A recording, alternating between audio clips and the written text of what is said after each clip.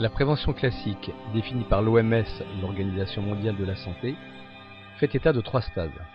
La prévention primaire, secondaire et tertiaire, auquel s'est rajoutée la prévention quaternaire, destinée à éviter les risques auxquels est soumis le fœtus dans le ventre de sa mère.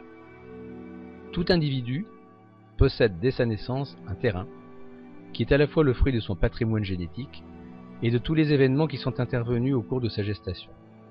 Sur ce terrain vont intervenir différents facteurs.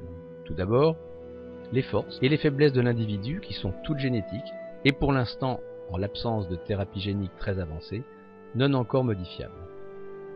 À cela s'ajoute son comportement, qui va agir en augmentant ses forces, en aggravant ses faiblesses, et en potentialisant de façon positive ou négative son terrain. C'est pratiquement le seul facteur sur lequel l'individu peut agir. L'environnement joue également de façon importante, on le sait de plus en plus avec exactitude. Peuvent survenir alors les accidents et les maladies imprévisibles. L'ensemble des facteurs précédents participent des facteurs de risque, parmi lesquels l'âge et les faiblesses spécifiques de chaque sexe constituent des données aggravantes non maîtrisables. C'est la conjugaison de ces divers facteurs qui agissent sur le terrain initial pour entraîner des pathologies. La prévention primaire a pour but d'éviter l'apparition de ces pathologies.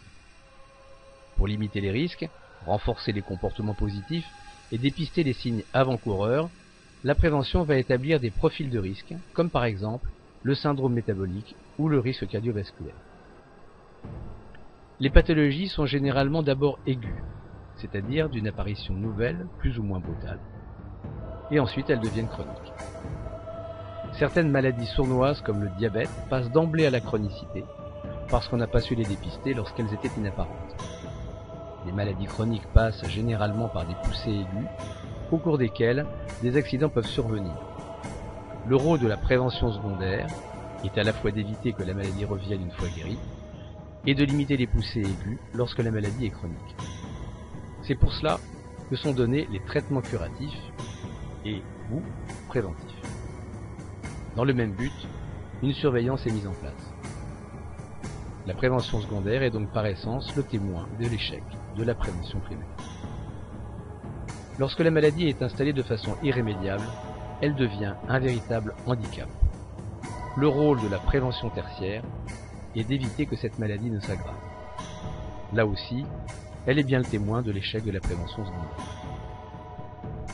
Les échecs de la prévention primaire et secondaire sont moins dus à la négligence des patients et des médecins qui les suivent qu'à l'ignorance que l'on a de tous les facteurs initiaux qui ont entraîné la maladie.